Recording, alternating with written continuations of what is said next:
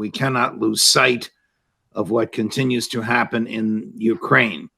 And so we have today our go-to military expert, Colonel Douglas McGregor, who really needs no introduction to this audience. Colonel McGregor, always a pleasure. Thank you for joining us here on Judging Freedom.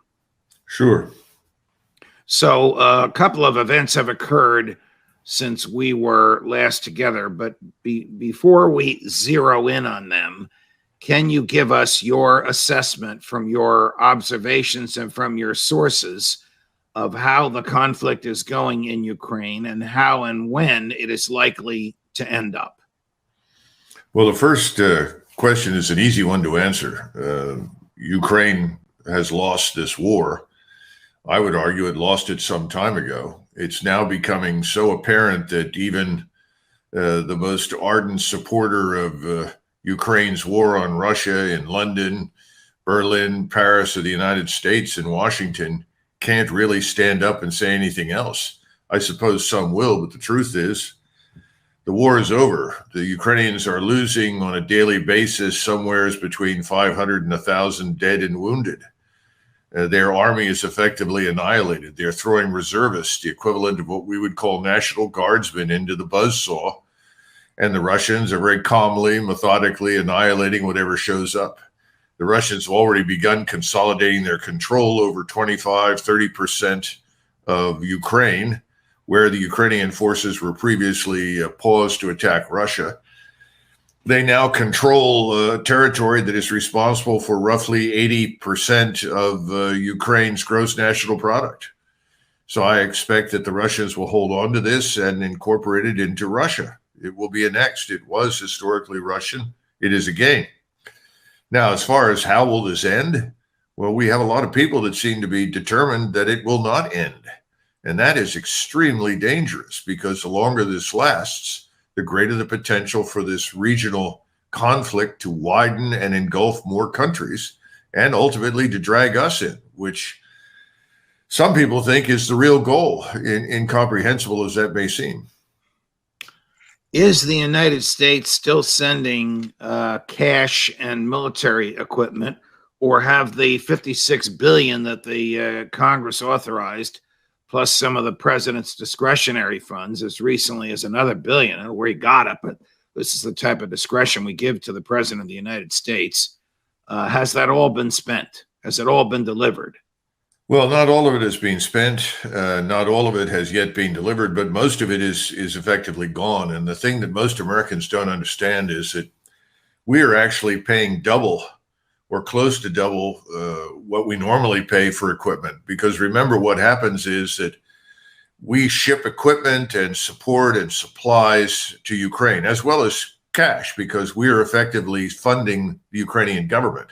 If we stopped funding the Ukrainian government, everything would collapse. I'm sure Mr. Zelensky would climb into an airplane and fly to Miami, where he owns a mansion, and essentially try to duck any responsibility for what's going on. But we continue to send hundreds of millions of dollars in hard cash over there that pays everyone. But the key thing is that the military equipment we send ends up costing us twice what it normally would. Why is that? Well, it's, first of all, we can't replace it right away. That's part of the problem. We have to replace it. In order to replace it, we have to pay more for what we're giving away. So we end up sending enormous quantities of money in a direct transfer right to the Department of Defense. If you simply view this as part of the American defense budget, well, now you're approaching $1 trillion in ways that we never have before. We're spending so recklessly at this point. It's hard to know exactly how much we are investing, not just in the Department of Defense, but of course in our intelligence agencies. All right. So if we give them a tank, and I'm just going to throw out a round number, we give them a tank worth $1 million, it's going to cost us $1,250,000 to replace it. Is that the essence? At least. Okay. Have any of the people around the president, as far as you know, military, diplomatic, or intelligence, come to the same conclusions that you just articulated? Well, if there are, they're in deep hide. Let's face it. You've got to keep in mind something, and this is what Americans don't understand. people say, well, how could we have reached these conclusions and done such a stupid thing, say in the wake of 9/11 or any number of different instances in Iraq, Afghanistan, Syria, now with Ukraine? The point is, there are always people in the intelligence system who provide sound analysis. It's just that their analysis is not wanted. So you have political leaders who essentially pick and choose from the intelligence estimates. The same thing is true on the military side with generals. There's an old expression: presidents ultimately get the generals they want. Now, that can be positive. You know, look what Lincoln went through until he finally had U.S. Grant. That's a good example. FDR was a little more fortunate early on with Marshall, but it was still a very tough fight for Marshall to build an army because FDR wanted to fight the whole war with the Air Force and the Navy. These things happen over time, and JFK ultimately got the generals he wanted, and they were the generals that led us into Vietnam. Everyone does this, and people forget that general officers don't emerge suddenly or surprisingly. No, he agrees with us. But there must be military intelligence and CIA that have come to the same conclusion you have. Not that Ukraine is losing, but that Ukraine has lost. Oh yeah, I'm sure they have. Russia controls enough property so it's 80% of the gross national product, which includes the ability to derive taxes for the government to stay alive. Right. Is somebody telling that to Joe Biden, and is he rejecting it? Or maybe you don't know this because you're obviously not in the administration. Yeah. Is that advice not even making its way into the Oval Office? I suspect that our friend President Biden is sort of a mushroom. They keep him in a dark place and feed him crap. I think Susan Rice, Jake Sullivan, Blinken, oligarchs, frankly, rich, powerful figures that control the Democratic Party, and let's face it, large portions of the Republican Party who dominate Washington, they all have much more influence now than Americans realize. They're running the show. So I think they're not telling Joe Biden anything that they don't really want him to know. But more important, they're riding this train to oblivion, and they're not going to get off, and they're throwing more coal into the locomotive with each passing day. In other words, they're doubling down on failure in the belief that if they just hang on long enough, somehow or another, miraculously, they're going to win. And they're destroying NATO. They're tearing Europe apart. Europeans are finally beginning to wake up to the disaster. They've lost control of Eastern Europe. You have the Lithuanians who want to cut the Russians off from East Prussia, or this place called Kaliningrad. You have Russian retired officers now calling for Putin to commit nuclear weapons to the defense of Kaliningrad. At the same time, you have the Poles who continue to advocate for greater violence against Russia and greater support for the non-existent Ukrainian state. Because let's face it, Ukraine is now a failed state. It's collapsed. People are being pushed at gunpoint into Russian fire. This whole thing is a disaster. But no one wants to admit failure because they know once they admit failure, they lose all credibility. What could we, or what could the United States have done to have tempered or lessened the bloodshed? Well, the very first thing, I'm talking about 5 or 6 months ago, Colonel. Yeah, well, of course. Obviously, we could have paid attention to what Mr. Putin was saying and had been saying for literally a decade. I mean, this goes back to 2008 in Budapest and the Munich Security Conference, where he effectively said, we cannot accept what you're doing. We will not tolerate the presence of NATO forces, particularly U.S. forces, on our borders. We could have listened to that. There was always the opportunity to say, we don't need Ukraine. We don't need to turn Ukraine into a platform for attack against Russia. We don't need it. It's unnecessary. And Russia, whatever we don't like about it, is not the Soviet Union. We refuse to do any of those things. We refuse to consider neutrality. And remember, we also intervened once the intervention began by Putin. And frankly, I disagree with people who say, oh, Putin's evil. He started this war. No, I think we started the war.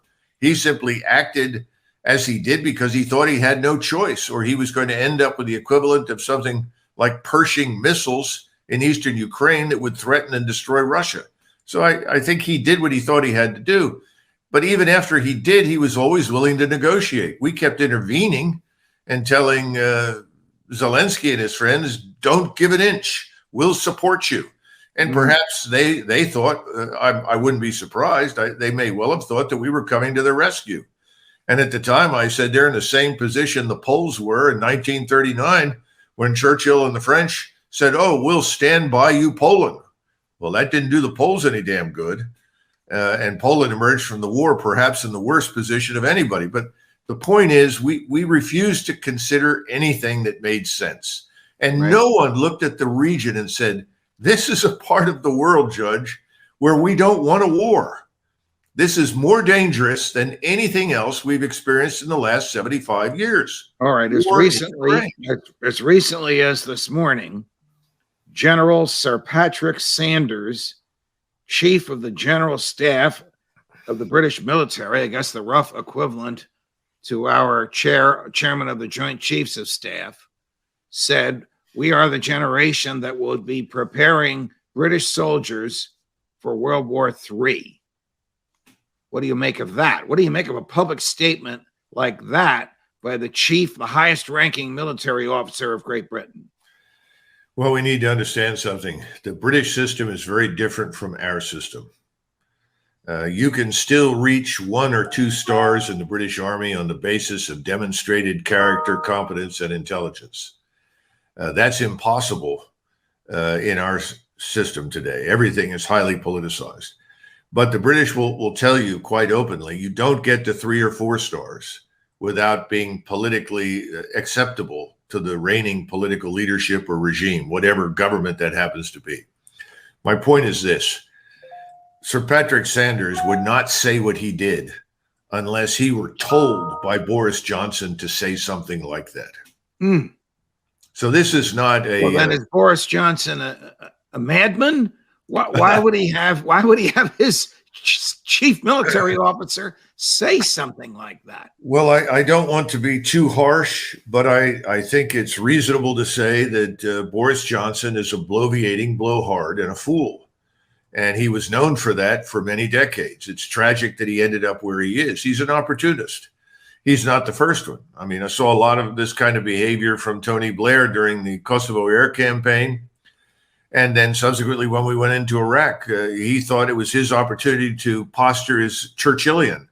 I think Boris Johnson has simply taken that to the extreme. He thinks this is benefiting him politically.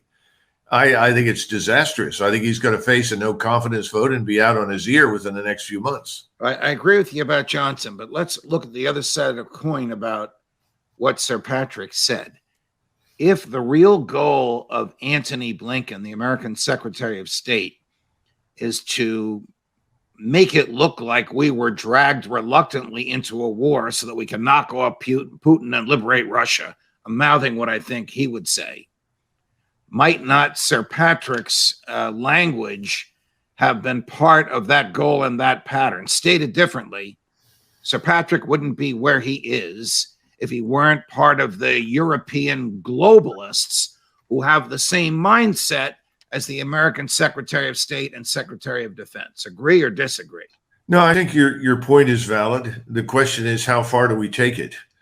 And I think once you move to the edge of the abyss and we realize we're talking about waging high-end conventional warfare in Eastern Europe, I think everyone in Europe would take a very quick step backward.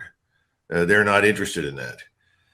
Patrick Sanders may also, in the back of his mind, think that the British Army can finally be funded adequately. Remember, the United States Marine Corps is twice the size of the British Army. So you're not talking about a significant force. The British today are about as irrelevant to what happens on the continent as they were in 1880. Their army is very small, and it would have to be dramatically enlarged and fundamentally reorganized and re-equipped. So it's more hot air than reality, which is, again, goes back to my point on Boris Johnson. He's hot air. He's not real. Now, that doesn't mean you're not right. Right. Perhaps Sullivan thinks in his mind, oh, this is a great way sort of to move into the fight. But then again, you've got Milley. You need to understand General Milley. General Milley knows we're in no position to fight anybody.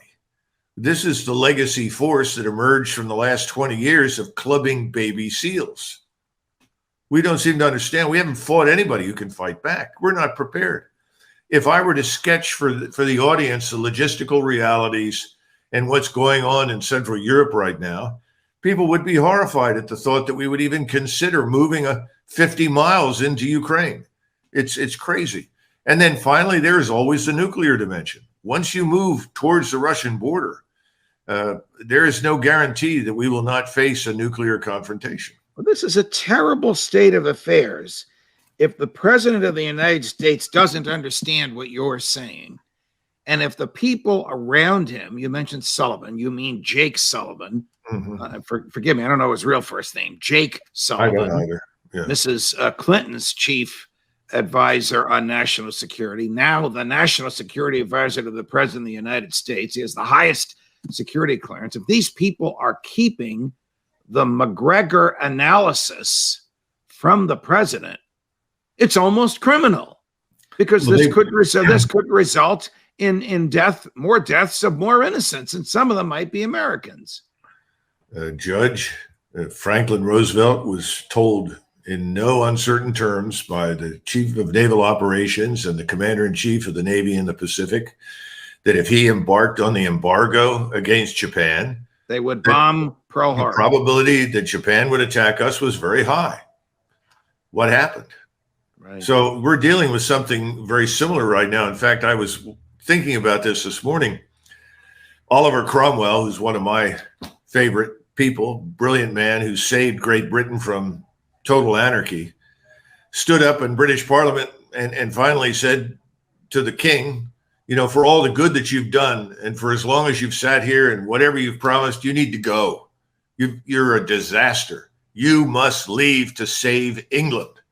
And I think we're reaching the point where someone's going to have to stand up and say, to save the United States, Mr. Biden, you and the people around you must go. That's the only solution I can think of right now.